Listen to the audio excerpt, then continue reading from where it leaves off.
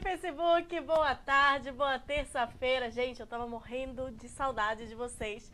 Semana passada eu tava meio adoentada e acabei não fazendo programa. O Jedson me deu uma mão, veio aqui e fez as entrevistas, mas eu tô morrendo de saudade desse nosso encontro diário. Então, muito obrigada pela sua companhia. Nosso encontro aqui todos os dias, 5 horas da tarde, sempre com assuntos diferentes aqui no Jornal Nosso Povo, no centro de Imbituba, aqui em cima da Irama. A gente fica aqui ligado com você. E hoje nós estamos com um tema super interessante, um tema polêmico, um tema diferente e com um convidado especial que vai trazer esse tema, vai conversar, vai tirar algumas dúvidas aqui que nós estamos recebendo. Eu gostaria de apresentar para você o apóstolo J. Macedo, que vai falar com a gente sobre a igreja, o ministério Acolhidos por Cristo. Jota, seja muito bem-vindo, muito obrigada por ter aceito o nosso convite, por estar aqui participando com a gente. Maravilha, uma boa tarde a todos, uma boa tarde, Luana. Um prazer estar com vocês aqui, com o Jornal Nosso Povo. Uma grande honra poder partilhar um pouquinho deste novo ministério que nasce para o Brasil e para o mundo, nesta tão acolhedora cidade de Imbituba. Então, Jota, eu vou explicar um pouquinho para quem está nos assistindo sobre o Ministério Acolhidos por Cristo, mas é claro que você tem muito mais propriedade para explicar do que eu. Mas para quem está em casa, para você entender, o Ministério Acolhidos por Cristo, ele simplesmente prega o Evangelho para mais pessoas, inclusive para quebrar um pouco sobre a homofobia. Então, visa quebrar a homofobia na igreja evangélica. É uma igreja evangélica, como várias outras igrejas evangélicas, mas uma igreja inclusiva, não é isso, Jota? Explica um pouquinho do ministério para a gente entender. Sim, o Ministério Acolhidos por Cristo, ele nasceu no ano de 1998, em São Paulo. No dia 19 de setembro de 1998, eu estava na Paulista, no fim de tarde, e Deus falou comigo que voltasse a Santa Catarina para desenvolver este projeto, um projeto de inclusão dentro das igrejas evangélicas. Eu, na época, pertencia a um outro ministério, sempre quis desenvolver esse trabalho, mas devido às regras da igreja, a gente não conseguiu desenvolver. E durante esses anos todos, sempre desenvolvendo algum trabalho voluntário, independente, junto com o público LGBT. E neste ano, Deus falou fortemente ao nosso coração e decidimos então colocar em prática esse projeto já de quase 20 anos de gaveta.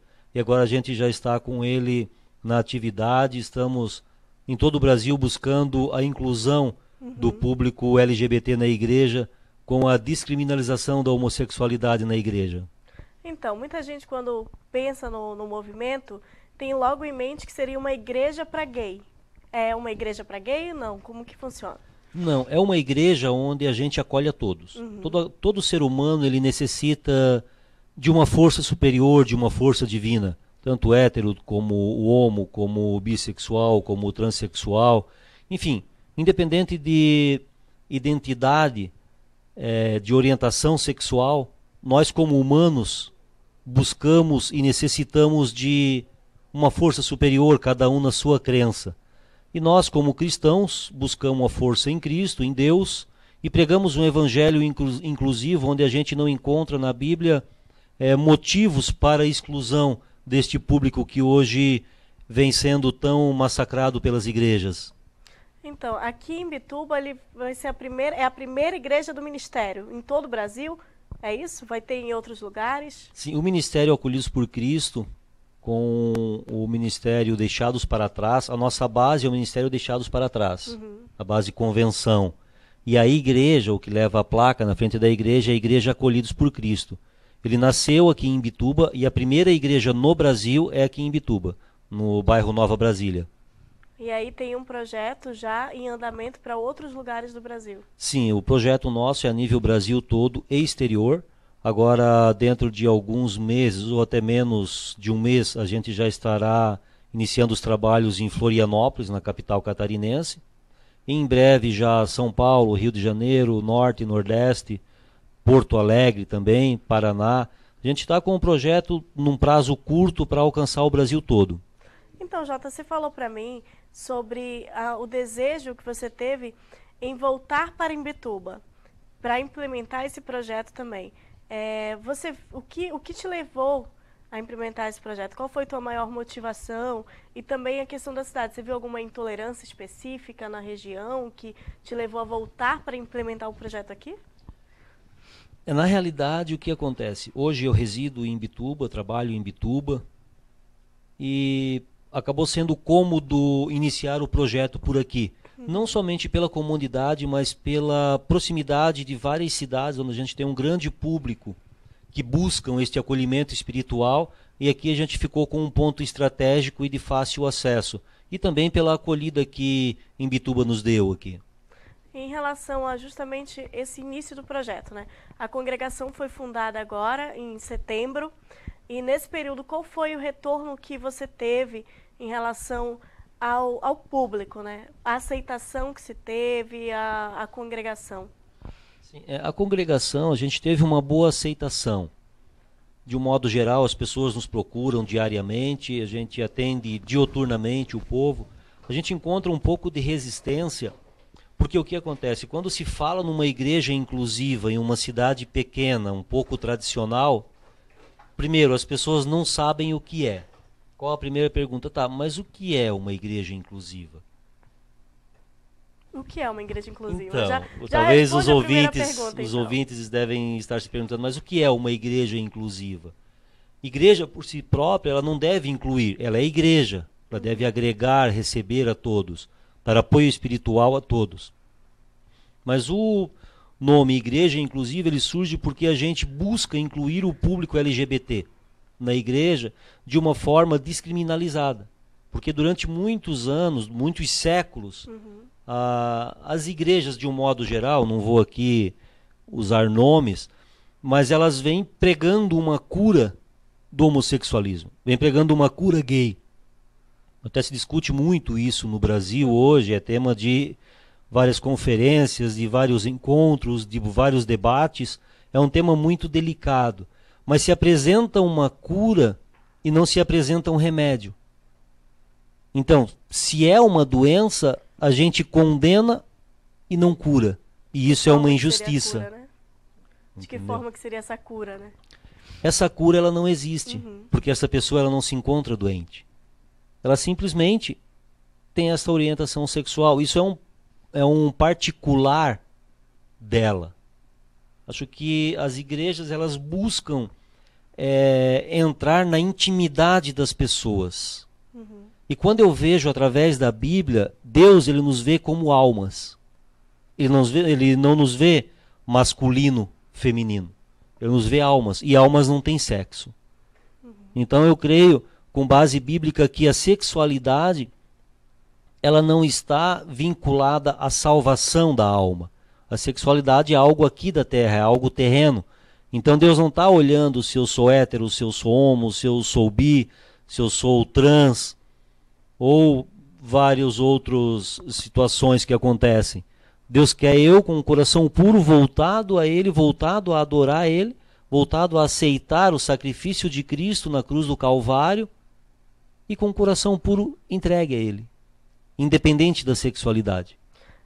Você falou também, a gente estava falando sobre as outras igrejas, outras denominações, e sobre ser uma cidade basicamente tradicional, uma cidade que tem esse jeito mais tradicional. De que forma que estão conseguindo quebrar um pouco isso e fazer com que as pessoas conheçam o movimento? Sim, isso é um trabalho até bem delicado, porque o que acontece? A princípio, quando a gente tem o contato com alguma pessoa homossexual, o primeiro receio dele, a igreja quer que eu chegue até ela, e eu chegando lá, tá tudo pintadinho, bonitinho, decorado, aquele pinheirinho de Natal agora que está chegando, e depois fechou as portas, vem pregar a cura gay, vem pregar a cura do homossexualismo. Então isso acaba dando uma certa distanciada nas pessoas e criando um pouco de receio.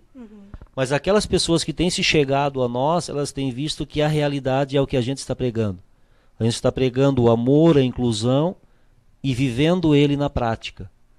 Muita gente também tem dúvida em relação ao que é pregado. Quer dizer, é uma igreja inclusiva, Mas o único assunto pregado é isso? É a questão da inclusão? Ou se prega a Bíblia em geral? De que forma que é feita? O assunto que é menos pregado é o assunto inclusão. A gente não busca focar muito esse assunto, até porque durante tantos séculos os nossos amigos da comunidade LGBT já sofreram tanto, já foram tão pisados, já foram tão maltratados, tão excluídos. Então a gente não quer ficar trazendo à tona essa memória todos os dias na igreja. Acho que é aquele machucadinho cicatrizando e todos os dias você está ali tentando abrir para doer mais um pouquinho, para colocar mais um limão e um sal. Não, a gente quer curar de uma vez por todas essa ferida, quer sanar sem deixando o mínimo de cicatrizes possíveis, para que eles possam adorar a Deus, para que eles possam estar na igreja, para que eles possam ter uma vida de comunhão, de intimidade com Deus, de santidade, sem ficar frisando a palavra homossexual, sem ficar lembrando. Porque eu penso que a partir do momento que a gente fica lembrando todos os dias, a gente acaba criando um novo preconceito. Eu estou aqui porque me aceitam. Não, ele está ali porque ele é um cristão em busca de Cristo. E a igreja é a igreja e ela está ali para abraçar aqueles que procuram uma ajuda espiritual. A ideia também você estava falando, que a gente estava comentando antes, é em relação à adoração sem nenhum tipo de tabu. Quer dizer, a pessoa pode cantar, pregar, sem ter esse... Sim, esse é um outro trabalho que a gente também encontra uma certa dificuldade. Enfim, o nosso trabalho é um trabalho muito difícil. É um trabalho que ele vem cheio de barreiras. Mas a primeira barreira que a gente encontra é a cura da autocondenação. Nasceu desta forma, foi educado desta forma, cresceu desta forma. Quando passou aquela idade conturbada dos 13, 15, 17 anos, da pré-adolescência, adolescência, juventude, de tantas indecisões na vida, o que eu vou estudar, o que eu vou fazer, o que eu vou trabalhar, junto com esse conflito interior de uma identidade sexual, essa pessoa ela acabou criando uma autocondenação, na sua grande maioria, não generalizado. Então, ele chega na igreja meio que não acreditando no que está acontecendo. Então, o nosso primeiro objetivo, o primeiro foco nosso é tirar a autocondenação da pessoa. Ela aceitar, não, Deus me aceita. Eu posso adorar a Deus. Eu posso estar na igreja sem peso de consciência. Eu posso sair daqui com um fardo leve nas costas, sem condenações, sem culpas. E a partir do momento que a gente tira esta autocondenação, esta pessoa ela consegue ter um verdadeiro encontro com Deus e consegue ver Deus na vida dela, sentir Deus na vida dela. E dali para frente a coisa começa a mudar de uma forma quase que radical. E essas pessoas conseguem chegar na igreja e sentir a presença de Deus em suas vidas. Outro diferencial que você tinha me passado também foi em relação a ser um primeiro ministério feito por apóstolos e pastores héteros, que geralmente os outros ministérios que existem no Brasil são por pastores ou pastoras lésbicas ou gays, né? Sim, este é um outro detalhe que a gente encontra muita dificuldade. A primeira pergunta, o porquê de um pastor heterossexual, de um apóstolo heterossexual, defendendo uma comunidade ao qual ele não pertence? Esta é a primeira pergunta que a gente encontra do próprio público LGBT. E a gente responde com uma pergunta simples. Na verdade, a gente responde perguntando: por que Jesus morreu? Acho que os nossos ouvintes que estão em casa, por que Jesus morreu? Que culpa ele tinha? Que pecado ele cometeu? Que crime ele cometeu? Ele morreu por amor. Então essa nossa iniciativa, da minha esposa, da minha família, é simplesmente uma grande demonstração de amor. Vendo as injustiças cometidas, pleno século XXI, a globalização, as coisas tudo fáceis, as coisas tudo próximas da gente, a gente vê neste ponto de inclusão, parece que a humanidade, principalmente no Brasil, retrocedendo. Então, movido pelo amor às almas, pelo amor a essas pessoas, foi que a gente, por direção divina, deu início a esse tão valioso projeto. Esse projeto também tem uma pretensão de realizar casamentos, né? Isso você estava me falando ali. Então, a gente vai realizar casamentos.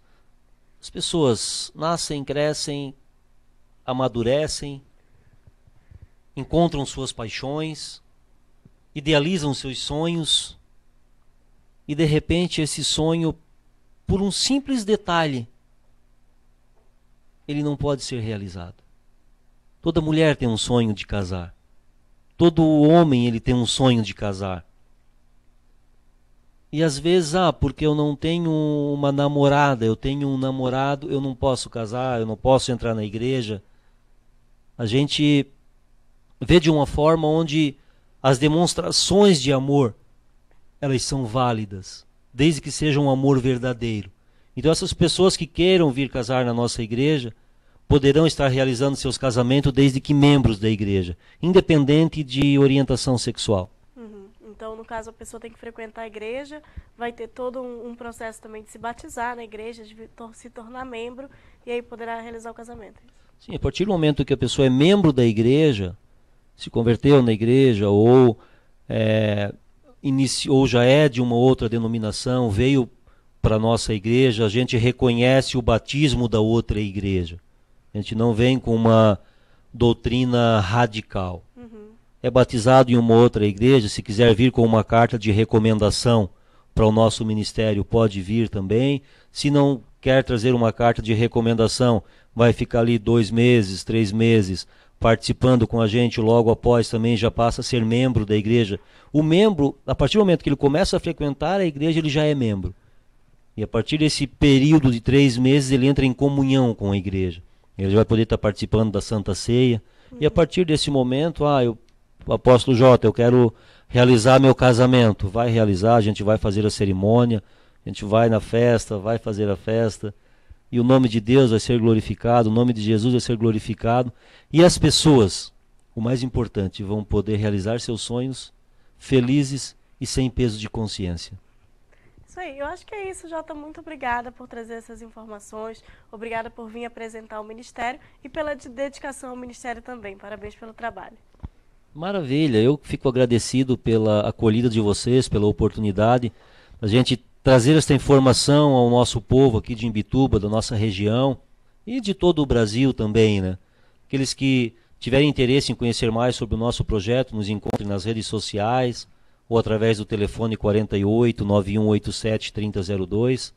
Estamos à disposição. Nosso objetivo é pregar o amor, pregar a Bíblia e viver o amor que foi a principal demonstração de Cristo na cruz do Calvário. E o endereço para quem quiser participar, horário de reunião? Rua Bela Vista, número 79, bairro Nova Brasília, atrás da Ferju, bem na entrada do bairro Nova Brasília ali, atrás da Ferju. E as nossas reuniões realizadas nas quarta-feiras às 20 horas e nos domingos também às 20 horas. Tá bom, obrigada. E obrigada a você que nos acompanha sempre, que está aí sempre ligadinha no jornal Nosso Povo. Muito obrigada pela tua companhia, por estar aqui ligado, conectado conosco. Eu amo esse nosso espaço e eu espero você amanhã, aqui às 5 horas da tarde. Beijão, gente!